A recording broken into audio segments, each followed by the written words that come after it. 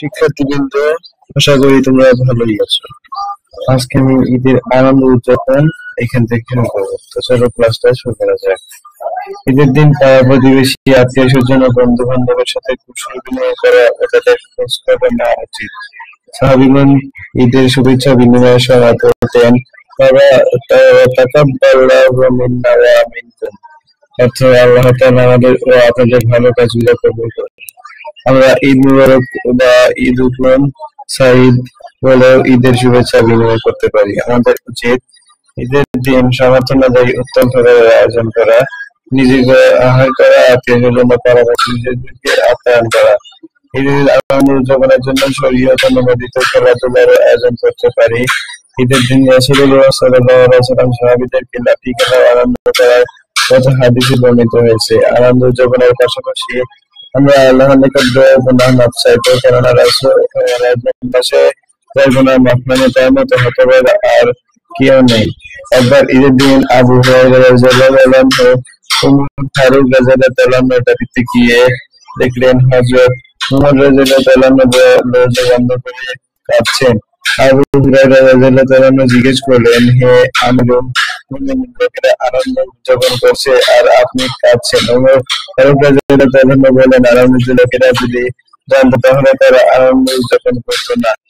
কথা বলে তিনি পুনরায় রান্না শুরু করলেন আর বললেন, তাদের আমল যদি কবুল হয়ে থাকে তবে তারা আনন্দ উদযাপন করতে পারে, কিন্তু তবে রান্না যদি প্রত্যাখ্যাত হয় তবে রান্না করা উচিত। আর আমি জানি না আমার আমল কবুল হয়েছে নাকি প্রত্যাখ্যাত হয়েছে।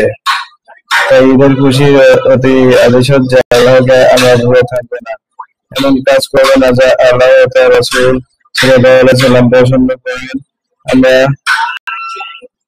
পছন্দ করেন। আমরা ঈদের আনন্দ উদযাপনে পোশাক পরিচ্ছদ চাল শিরোনে শালীনতা বজায় রাখবো। নতুন পোশাক পরিধান করে অহংকার প্রকাশ করবো না।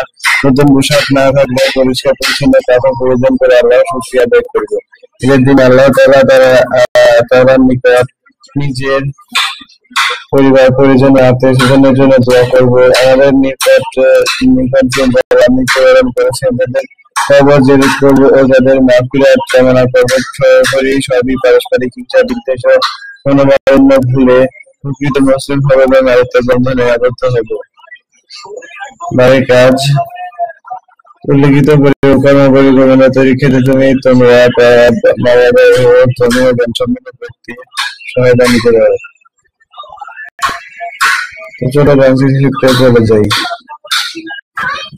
ধর্মের শিক্ষা তাৎপর্য তোমার বাস্তব জীবনে দৈনন্দিন কাজে বিভিন্ন চর্চা করবে, তার একটি কর্ম পরিকল্পনা প্রণয়ন করো।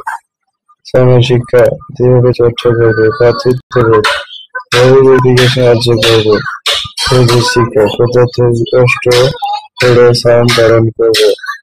বিপদ আপদে ধৈর্য ধারণ করবে। তাকওয়া অর্জন, গীবত মিথ্যা অসুবিধা পরিহার করবে। সকল হারাম কাজ থেকে বিরত থাকবে। আল্লাহর প্রতি ভয় করবে। সহমর্মিতা, গরিবকে আর্থিক সাহায্য করবে। সহানুভূতিশীল, অন্যের প্রতি সহানুভূতিশীল থাকবে। দানশীলতা, যাহাদের বেশি বেশি করে দান করবে।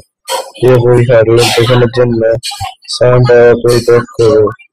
তোমরা এখানে যে অবলিক দিয়েছি এগুলো যে কোনো একটা দিবে।